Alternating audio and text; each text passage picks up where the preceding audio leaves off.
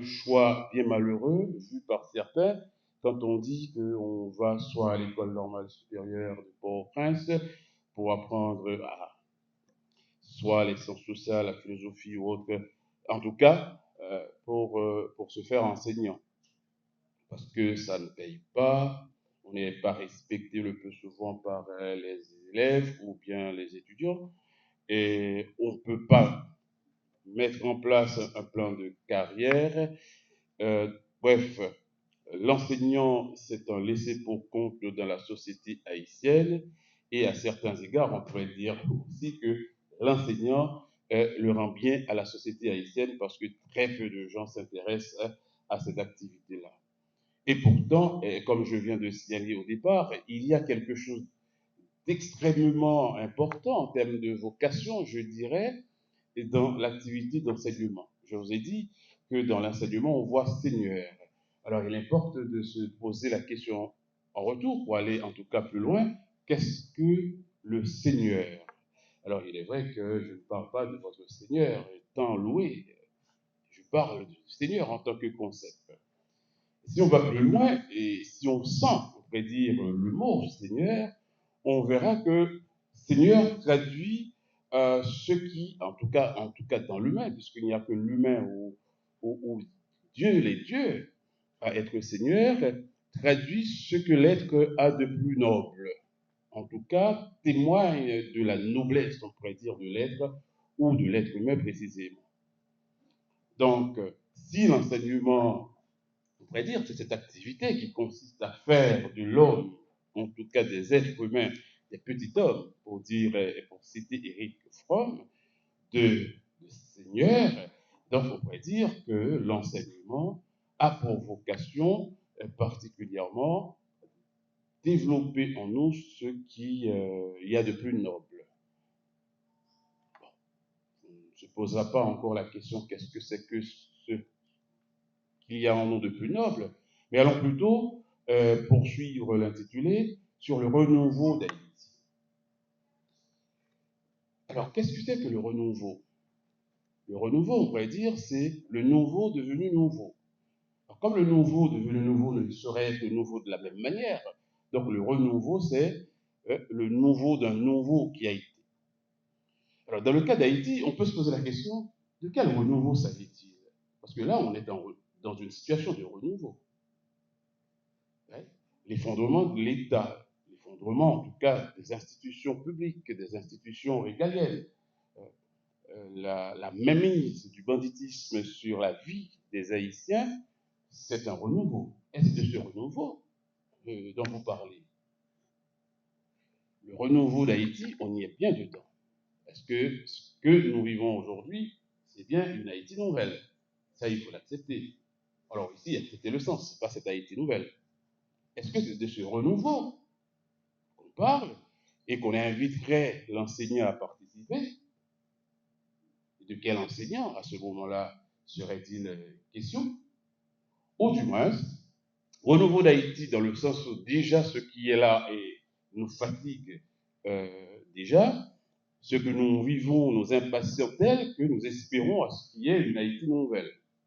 À ce niveau, on pourrait considérer le renouveau d'Haïti comme justement cette aspiration, ce rêve, peut-être cette rêverie, à une Haïti où il n'y aurait pas de banditisme, il n'y aurait pas de corruption, il n'y aurait pas de gabegie des affaires publiques, il n'y aurait pas cette propension, cette tendance haïtienne à soutenir le plus médiocre, le plus invertueux.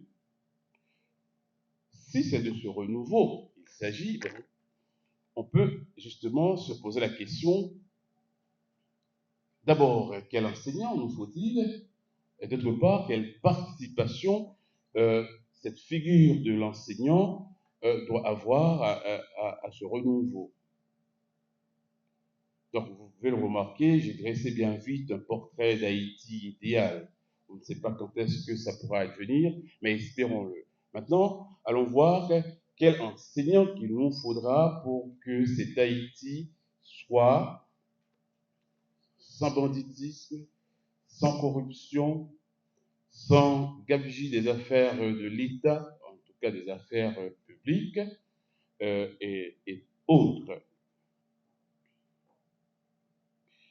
On ne peut pas prendre en compte la situation de l'enseignant, en tout cas la fonction même de l'enseignant, indépendamment de ce qu'on appelle souvent le système éducatif, ou encore la dynamique globale, sociopolitique et économique de la société haïtienne. Alors, quelle est cette situation? Bon, c'est juste un rappel, je pense que nous sommes tous concernés par cette situation et que, étant justement concernés par cette situation, vous avez d'une façon ou d'une autre votre propre point de vue sur cette affaire. La première chose, justement, à se poser comme question, c'est: a-t-on besoin de l'enseignant dans la société haïtienne? C'est comme si je dirais, puisqu'il est question aussi de ça, a-t-on besoin de cette noblesse, si noblesse il y a, dans la société haïtienne, laquelle noblesse fait de l'enseignant une fonction, ou fait de l'enseignement une fonction? Pourquoi je pose cette question? Alors, professeur Justine, tout à l'heure, a fait référence au fondement culturel de l'éducation. Bien entendu, cela importe, mais cela importe d'autant plus si on se pose la question de, d'abord, quelle éducation et quel savoir ou quelle connaissance à transmettre. On n'est pas toujours attentif à ce qui se passe dans la société haïtienne, en tout cas la dynamique culturelle haïtienne, et on comprend très difficilement pourquoi des fois l'école ne prend pas tout à fait. Pour moi, c'est parce que dans la société haïtienne, en tout cas dans la dynamique culturelle haïtienne, il y a des savoirs alternatifs, ou en tout cas des lieux d'enseignement, des lieux d'autres d'enseignement qui, des fois, rivalisent avec ce lieu formel, officiel de transmission qu'est l'école, en tout cas qu'est l'université. Souvent, je dis à mes étudiants, ne soyez pas étonnés de vous trouver en face d'un Haïtien qui vous demande: mais qui s'en connaît? Vous qui avez passé 4 ans, 5 ans à l'université, et puis un quidam haïtien sorti du génie c'est tout. Alors je dirais de son ignorance par rapport à notre savoir académique, mais probablement fort d'un certain savoir, il dit qu'il s'en connaît. Et des fois, on se sent désarmé, effectivement. Qui s'en connaît pour traiter en pied en qui s'en connaît pour traiter en coup de poudre? Qui s'en connaît pour traiter en batterie? Alors c'est pour ça que je dis qu'il y a une sorte de rivalité entre un régime de savoir et un autre. Et ça fait fonctionner, à mon sens, très mal l'école haïtienne, précisément l'université. Donc, c'est juste un exemple pour mieux mettre en relief la situation de l'enseignant. Alors, la situation sociale de l'enseignant, qui des fois, on peut le considérer ainsi, mais de l'école en général. Alors, je dis souvent, par rapport à l'école, que la société haïtienne n'a pas besoin d'école. D'école dans le sens formel, celle dans laquelle on se retrouve, l'université ou les écoles classiques, tout ça. Pourquoi? C'est d'une part, on n'a jamais eu de grandes revendications sociales, en tout cas populaires, en faveur de l'école, déjà, en faveur de la qualité de ce qui est enseigné à l'école, et en faveur des conditions de l'enseignant, des conditions de l'élève, etc., du personnel administratif. On a l'impression que l'école, c'est comme quelque chose qui est mis là, pour ne pas dire, en tout cas ici, pour que les étrangers ne disent pas, ben, ah, c'est pas à l'école, on fait semblant, mais on s'y intéresse pas trop. Donc, si c'est bien le cas, alors si mon hypothèse fait sens d'une certaine manière, on peut bien remarquer que il est clair en retour que l'enseignant, un acteur, un pilier de ce dispositif qu'est l'école, ne saurait avoir un traitement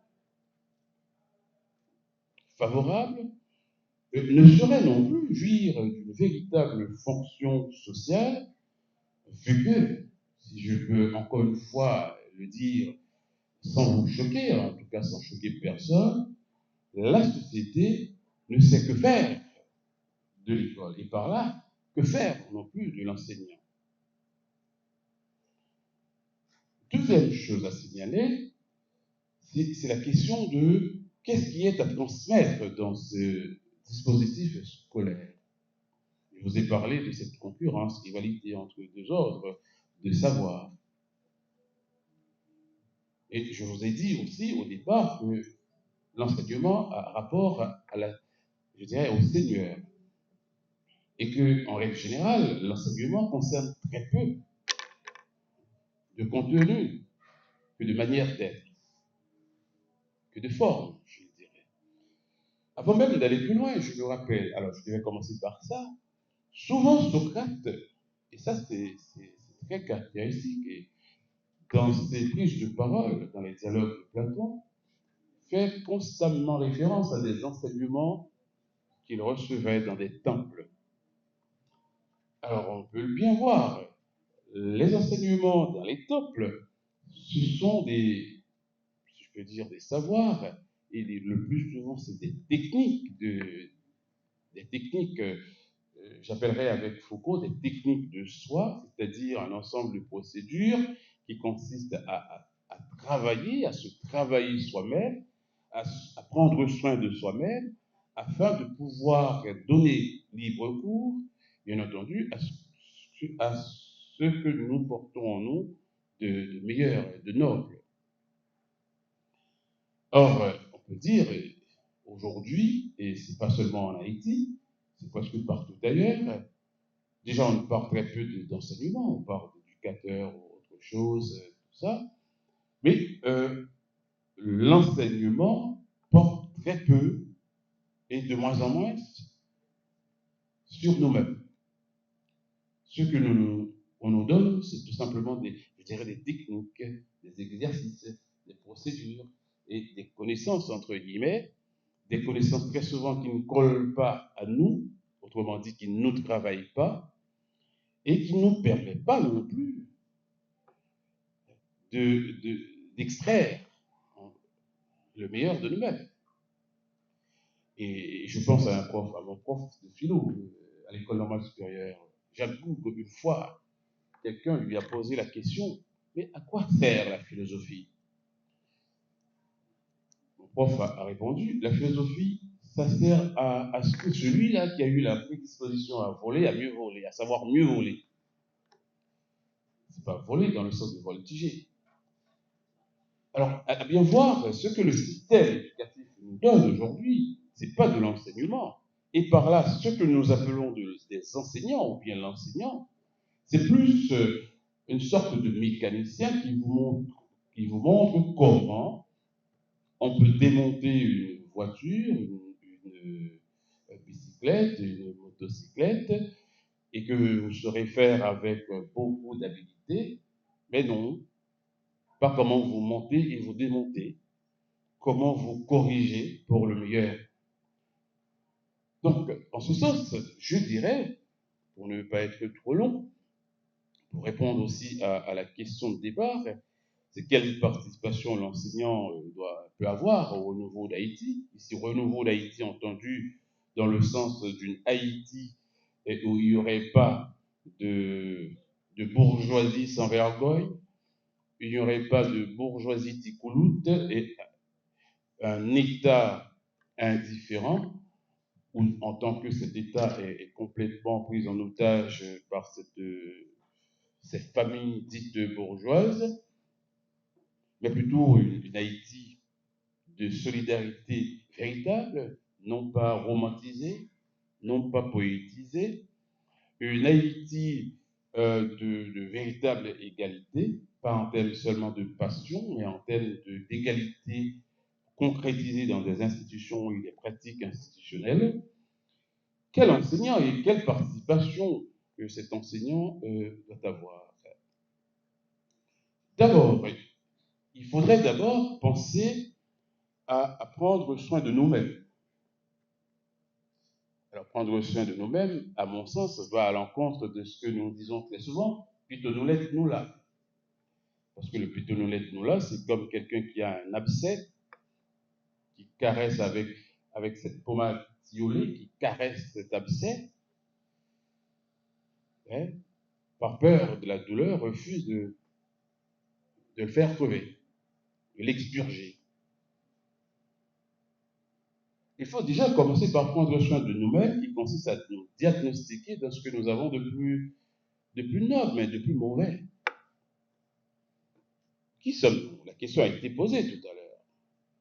Bon, bien entendu, je ne dirai pas tout ce qui est dit par les Haïtiens eux-mêmes sur eux-mêmes, mais je dirais que d'abord, nous constituons plutôt une communauté d'êtres souffrants, traumatisés. Traumatisés qui voudrait dire que nous sommes à la limite divisés entre ce que nous sommes et ce que nous aimerions être. Et ce que nous aimerions être, malheureusement, jusque-là, nous a été proposé par la colonisation. C'est pour ça que nous aimerions être comme le blanc. Nous aimerions être, oui, dans la peau du blanc. Il faudrait commencer justement par sortir de cet élan que nous n'avons pas choisi d'être dans la peau du blanc. Pour ce faire, il faudrait déjà, je dirais, par enlever les croûtes du mépris colonial, du mépris esclavagiste, de la honte aussi, de soi, pour faire advenir, en tout cas, c'est un pari, pour faire exprimer, sortir de son trou, de son fond sédimenté, en tout cas, ce que nous sommes.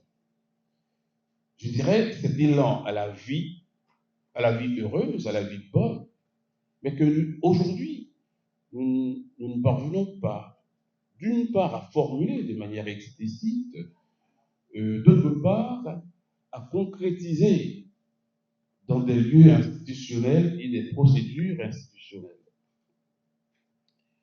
Donc, une fois posé, il est clair que l'enseignant qu'on doit avoir ne doit pas être, et ce sera aussi sa participation, ne sera pas cet enseignant qui consiste, en tout cas qui est là, à nous ressasser tous les savoirs du monde, sans connaître et sans nous apprendre nos propres savoirs,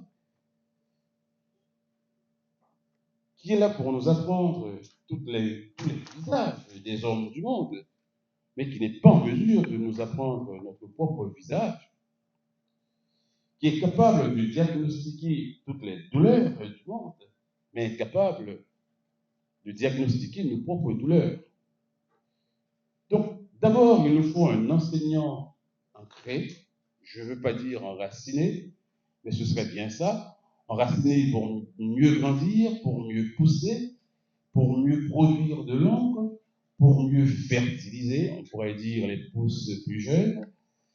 Voilà, à mon sens, l'enseignant qu'il faut avoir et le mode de participation, à mon sens, qu'il doit avoir pour le renouveau d'Haïti, cette fois-ci, non pas cette Haïti qui ne saurait trouver de solution à ses problèmes qu'en ayant recours à la bonne grâce, pitié de la communauté internationale, mais une Haïti souveraine, cette fois-ci, à noter. Demain, ça va être aussi la fête de la souveraineté nationale, à noter que la souveraineté, ce n'est pas un cri, ce n'est pas un vœu, c'est un fait. On l'est ou on ne l'est pas. Et on ne peut pas être souverain sans prendre en charge soi-même. Donc soyons justement à ce niveau attentifs à notre manière d'être nous-mêmes, non dans le miroir de l'autre qui n'est pas toujours gentil, mais dans notre propre fond. Et ce qu'il faut chercher justement, c'est notre fond. Quel est notre fond en tant qu'Haïtien? Je vous laisse à cette question, et pour moi, c'est bien la question de débat pour tout enseignant authentique, advenir, qui est à advenir. Merci.